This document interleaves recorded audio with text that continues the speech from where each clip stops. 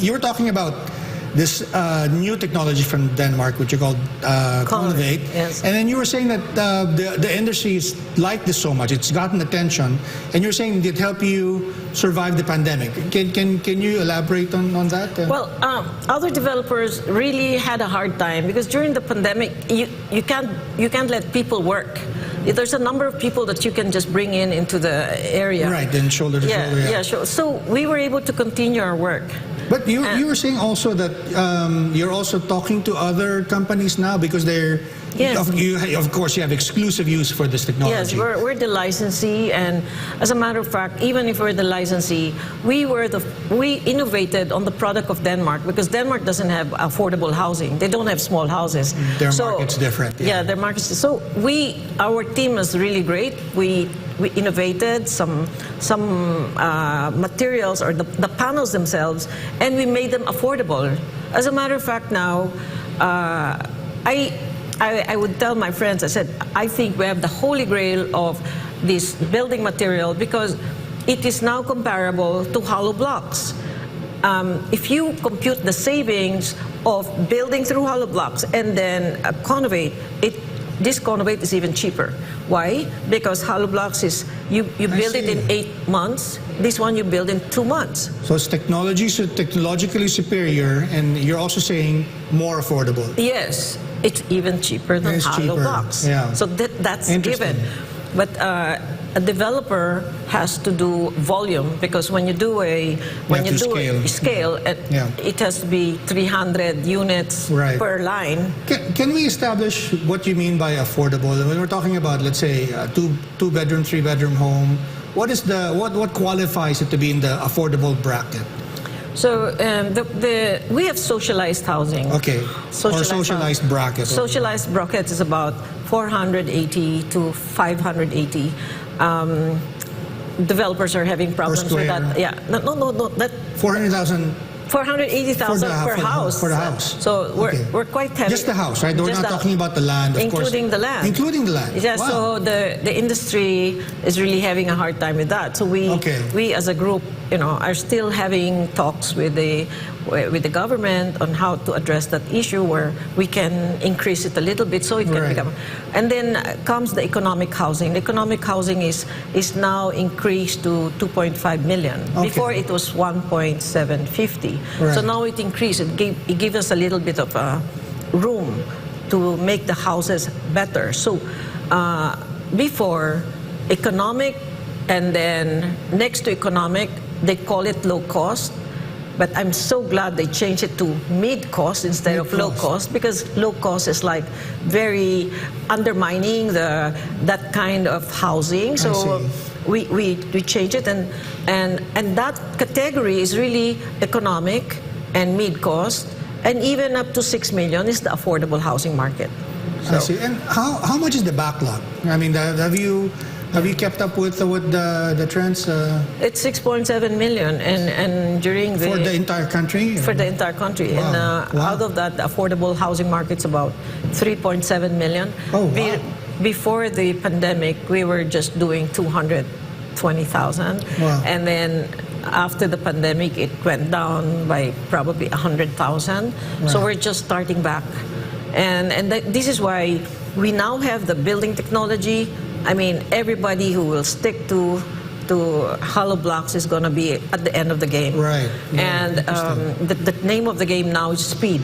Right. Everything is speed. Right. So aside from doing this, and we're very, as a group, the consortium is really pushing for digitalization. Right. So and we were talking earlier, and you were saying that this technology is not only for single attached homes, but it can also be used for, is it mid-rise or high-rise structures? Anything. Anything. It can be done for anything. So, so even in highly dense urban centers, you can use this technology to build it cheaper and more. Yes, as long as the volume, you can take the volume, right? Right. So the technology is a wall, or it can be also it can use for bridges. Right. It can be used for skyways. Lots of applications. Yeah. So applications, and in the past, it's high performance concrete. High performance concrete, we're the only ones who has that, and we're using it for affordable housing market.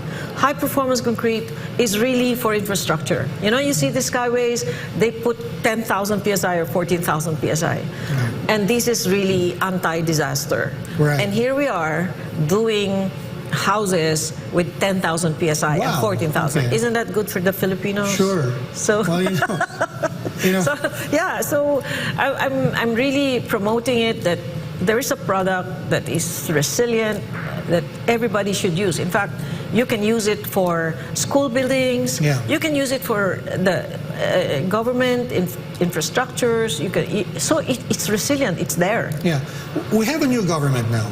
And of course, with the new government, we're looking at new policies.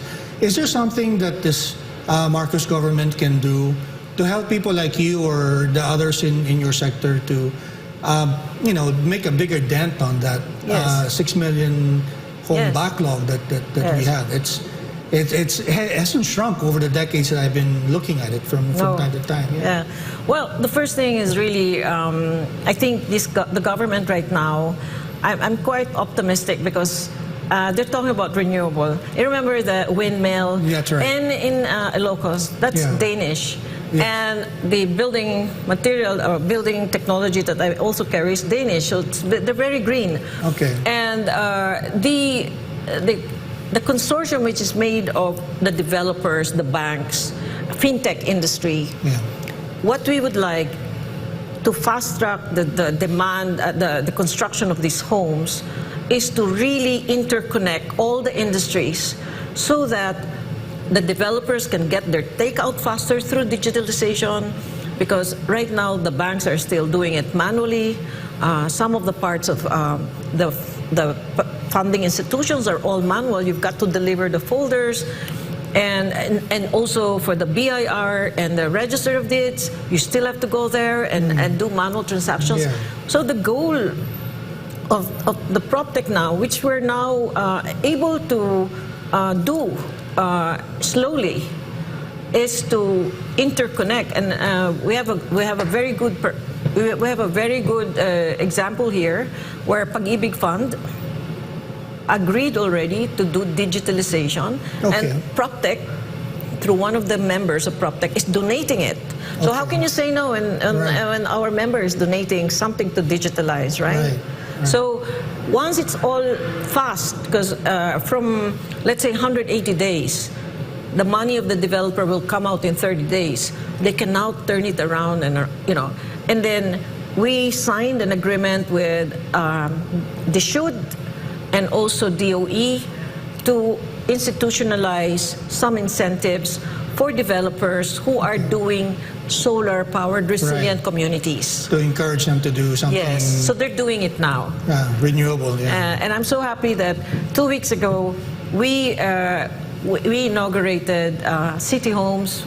She's the chairman of SHEDA, also part of the PropTech, and she's now doing 3,000 solar-powered community, even with enhancement of water savings and all that. So, you mean catchments? Catchments. So it's getting better. Wow. So, and many, Aboitiz Land is coming up with also their solar homes, mid-end. Right. And the Mosalan is one of our... The Mosalan in Davao? In Davao. Wow. Cari Lagdameo is one of my really...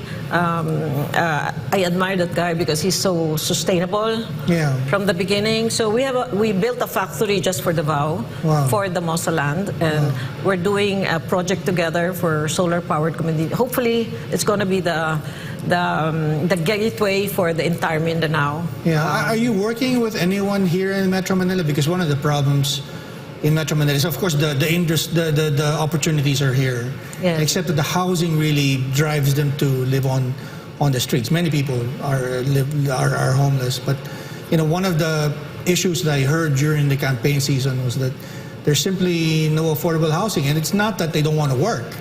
It's just there's nothing available for them in a market that in a price range that they can afford. Yes, the hot properties right now is really Cavite, because it's like very fast. That's where all Cavitex. But employees cannot afford flats here or condos here, Right. so they cannot afford. Right. So. Your question is, am I doing if you're something? working with some mayor from Metro Manila, you mentioned Davao or maybe Cebu. If they're looking at some solutions, I think, for the homeless situations in their highly dense urban centers. First of all, there's a lot of requirements now from the private sector. We're not really big enough to do it to really scale up, but why not? No, it's just that when we do this, I'd like it digitalized. You know how you experience when you collect from the government. I haven't done any government transaction. It's all private. All private transactions. So hopefully, when you do digitalization, it's going to be faster. You'll be more confident to invest in that area, right? So. Well, hopefully, with the ease of doing business, that there will be some reforms there. Well, we hope so. This is the ease of doing business was launched, I think, 2 years ago or something or more. It hasn't really have any dent yet. Right. But I think the digitalization will have a dent, because once you interconnect, and I just got news from my friend, who's part of our property consortium, that the DILG is really welcoming the digitalizations of the LGUs. Most of our problems, developers making houses, starts from all the agencies of the LGUs. So can you imagine if you have a sample city that will come out to be digitalized, including their engineering, where you get occupancy permits, building permits, and then you segue to the BIR, to the RD, everything will be... that's fascinating. Oh my God. We have a lot of new mayors, so maybe one of them will watch the show. I'll just have to take a short break. It's been a very interesting discussion, Emma. We'll be right back with SMNI's Business and Politics.